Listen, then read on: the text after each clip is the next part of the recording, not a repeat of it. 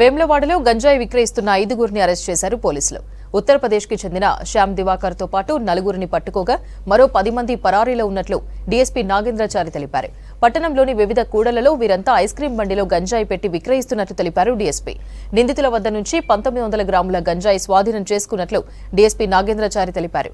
గంజాయి విక్రయించిన, కొనుగోలు చేసిన వారిపై కఠిన చర్యలు తప్పవని అన్నారు. గంజాయి విక్రయం, రవాణాపై తమకు వెంటనే సమాచారం ఇవ్వాలని అన్నారు డీఎస్పీ. వేములవాడ సబ్ డివిజన్కు సంబంధించి పోలీసు గత కొన్ని రోజుల నుంచి గంజాయి సరఫరాదారుల మీద నిఘా పెట్టడం జరిగింది. ఆ నిఘా పెట్టడం తర్వాత స్పెసిఫిక్ ఇన్ఫర్మేషన్ గ్యాదర్ చేయడంలో భాగంగా నిన్న ఒక 5గురిని పట్టుకోవడం జరిగింది.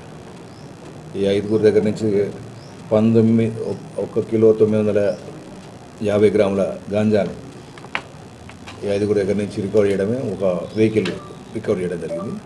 ఒకటి వేములవాడ రూరల్ పోలీస్ స్టేషన్లో ఒక కేసు, ఒక ఏరియా ఒకటి పట్టుకున్నాం, వేములవాడ టౌన్లో ఒకటి పట్టుకున్నాం.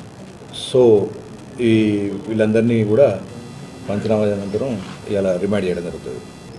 వీళ్ళ ఎక్కువ ఇంపార్టెంట్ శ్యామ్ దివాకర్ అని ఏదైనా ఉత్తరప్రదేశ్ నుంచి గాంజా తీసుకొచ్చి ఐస్ క్రీమ్ బండ్లో పెట్టి ప్రజలకు అందుబాటులో అది తీసుకొస్తున్నాడు. అతనికి తెలిసిన వాళ్ళకి ఇస్తున్నాడు. అంటే ఇది ఎట్లా అంటే సొసైటీలకు పర్కులేట్ అయింది, ఎక్కడ పడితే అక్కడ దొరుకుతుంది.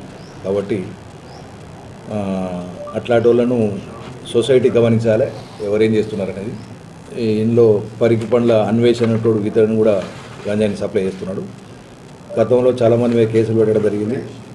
ఇప్పుడు ఈ కేసులు పెట్టి వీళ్ళ మీద రిమాండ్ చేయడం జరుగుతుంది.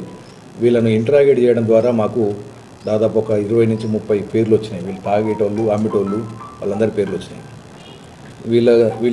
వీళ్ళతో పాటు కొంతమంది ఈ వ్యాపారం చేసేటోళ్ళు భూమేష్, సచిన్, సాయి, తర్వాత అనిల్ అనే అగ్రహారం, వీళ్ళు ఆల్రెడీ పరారీలో ఉన్నారు. వీళ్ళు కాక ఒక 20 మంది పేర్లు, అంటే తాగేటోళ్ళు ఎవరెవరికైతే సప్లై చేస్తారో వాళ్ళ పేర్లు కూడా ఇచ్చారు.